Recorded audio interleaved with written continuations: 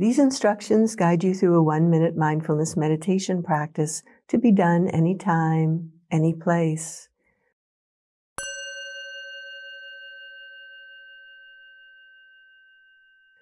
Begin by becoming aware of your body in this moment and the sensations of your body touching a chair or the ground. Now guiding your awareness to your breath. Breathing in, rest with the sensation of the in-breath. Breathing out, rest with the sensation of the out-breath. Breathing in, breathing out. Meeting your experience with acceptance, friendliness, and curiosity. If a thought arises, simply note thinking and return your attention to your breath. Breathing in, breathing out.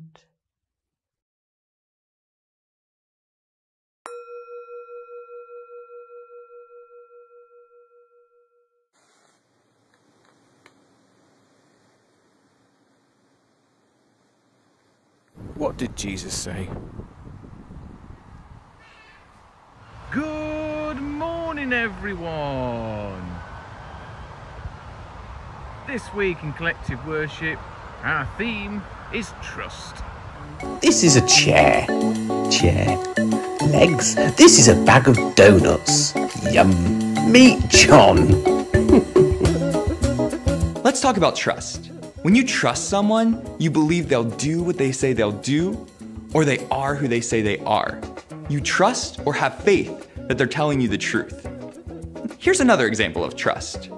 I've had this chair for a really long time. It's strong and sturdy, and it's never broken.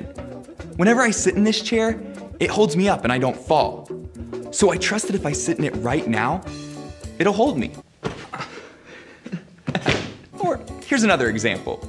Every time I eat a donut, it's sweet and delicious. So I trust that when I take a bite of this, it's gonna be good. And I might get a little bit of a sugar rush. Or maybe there's a person you trust.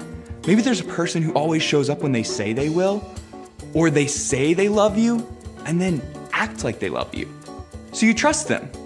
Trust or faith is about believing you know the truth because someone or something is consistent. That means it doesn't go changing all of a sudden.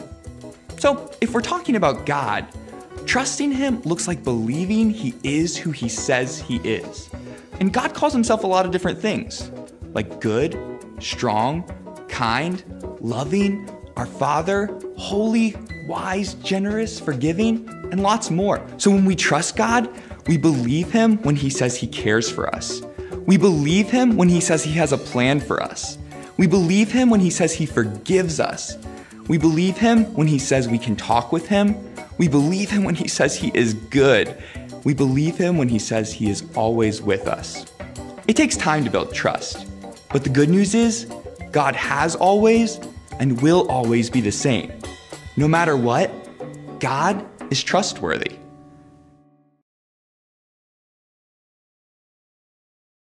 Thanks, John. That was John. Previously in Collective Worship. We talked together about trusting in the process. And remember, we talked about how when you were a baby, you didn't just get up and walk. And those of you who are learning how to ride a bike, you didn't just get on the bike and rode it straight away. It takes time and it takes practice. It's quite a learning journey to get to the end. There's going to be times where you wobble, where you feel unsure. There's going to be times when you fall. There will be times where you find it difficult. But it's important to have that I can do it attitude inside you. Because when things get tough and you feel the squeeze on the outside, whatever's inside will come out. And if you think, I can do it, that's what comes out. You can do it. But equally, if you think, I can't do it, you're right, you can't do it. So choose to think, I can. Some of you may have a Rubik cube at home. Solvey, solvey, solvey. Ooh, twisty, twisty, solvey. Now, when I was little, I had a Rubik Magic. And what you had to do was you had to link these individual rings and combine them. Back in 1986, when I got this, there was no internet where I could learn how to do this. I couldn't watch videos and tutorials to find out how you take these 3 individual rings and combine them into 3 linked rings. There wasn't anything. I never even got any instructions on how to do it. I just had to figure it out. And it took a long time. It was something I managed to do. It took a lot of practice. But because I've learnt it, it means I can still do it now.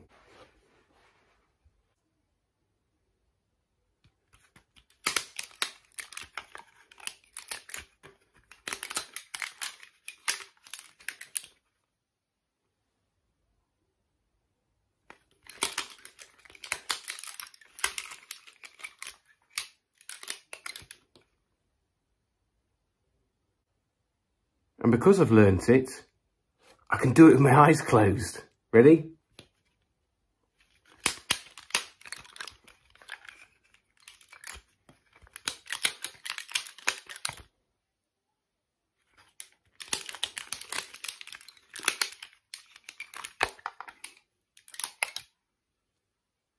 Yay!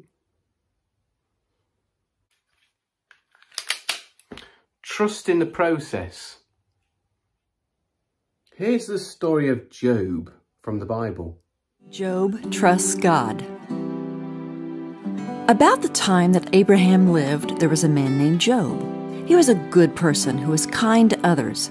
Job also respected God and desired to obey him rather than sin. Job had 7 sons and 3 daughters and loved each one of them very much. Job was a very rich person. He owned 7,000 sheep, 3,000 camels, 500 oxen, and 500 donkeys. These animals helped him farm his land and trade his goods for other goods from faraway lands. Job also had many workers who took care of his animals and crops. Because of all his wealth, Job was the greatest person in his part of the world. Job's children enjoyed spending time together, so they would get together often to celebrate special days, like birthdays. Their celebrations involved big feasts and a good time together. Job wanted his children to honor God with their lives, so he would make a sacrifice to God the morning after the feasts, just in case one of his children had sinned. Job didn't want any sin to come between his children and God. One day, while the angels were presenting themselves to God, Satan came too. God asked Satan, "Where have you been?" Satan answered, "Traveling the earth back and forth." God said, "Have you considered my servant Job? There is no one like him on the earth, a man who treats others kindly, respects me, and hates evil." "Does Job fear you for nothing?" Satan replied. "Have you not kept bad things from happening to him, his family, and all his goods? You have blessed his hard work by allowing him to increase his possessions. Why wouldn't he obey you? But now, take away what he has and see how he reacts. I think he will curse you to your face." Then God said, "Okay, Satan, all that he has I will let you take from him. Only do not touch his body." Then Satan left to trouble Job. Later, a messenger came running up to Job and said, "The Sabaeans stole your oxen and donkeys and killed your servants. I'm the only one who escaped." Then another servant came to Job and said, "Lightning struck your sheep and the servants watching them, and I'm the only one who survived." Then yet another servant ran up and said, "3 raiding parties of Chaldeans stole your camels and killed your servants, and I'm the only one who escaped."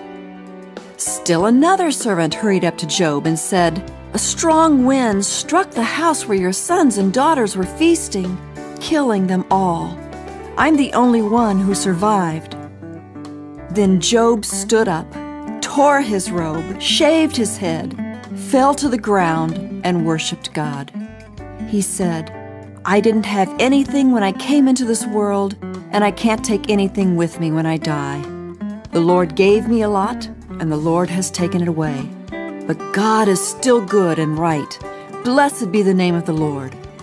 Job did not sin by blaming God for losing nearly all he had. Meanwhile, Satan came before God again. So God asked him, "Now where have you been?" Satan replied, "Traveling back and forth across the earth."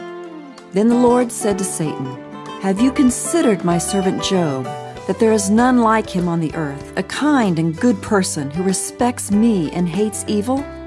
Did you notice Job trusted me even though he lost most of his goods and all his children?" Satan said, "A man would do anything to keep from dying. If you make Job sick, I know he will get mad at you and curse you to your face. The sickness will show that he does not really trust you."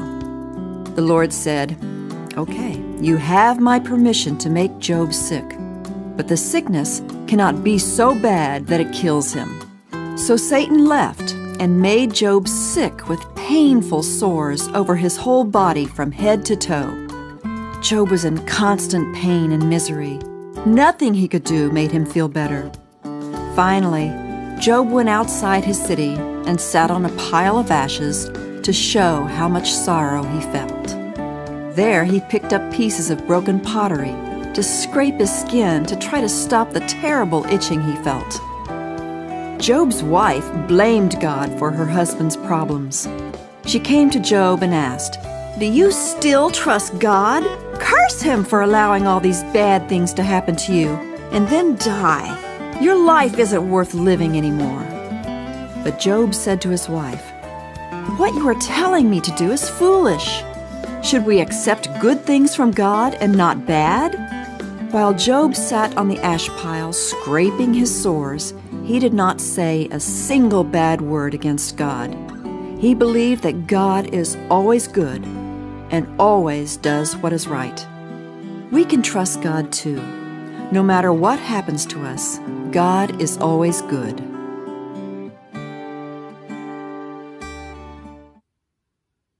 I'm going to leave you with a prayer now.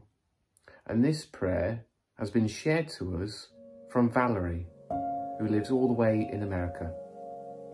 And remember, if you'd like this prayer to be your prayer, it's Amen at the end.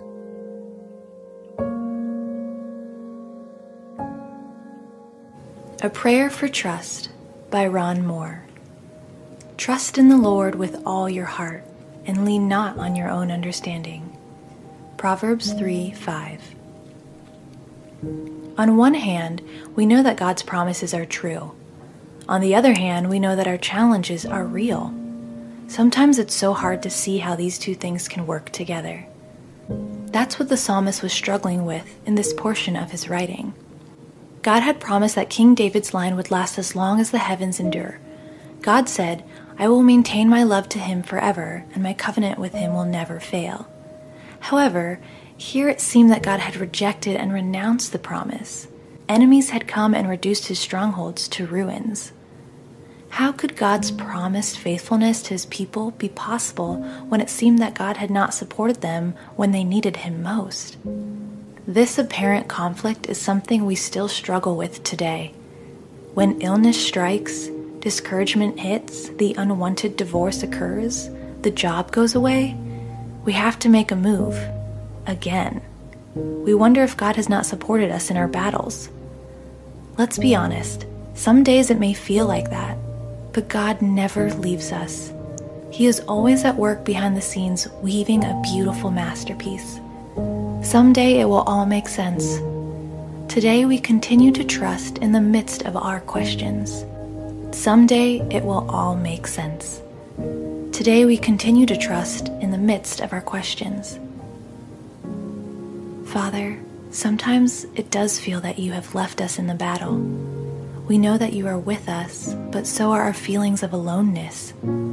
The enemy seems to be taking ground. Our crying out to you seems to go unanswered. We know you are at work, but help us trust you in the midst of our questions. In Jesus' name, Amen. That concludes our collective worship for today. Remember, work hard, be kind, look after yourselves, and I'll see you around school.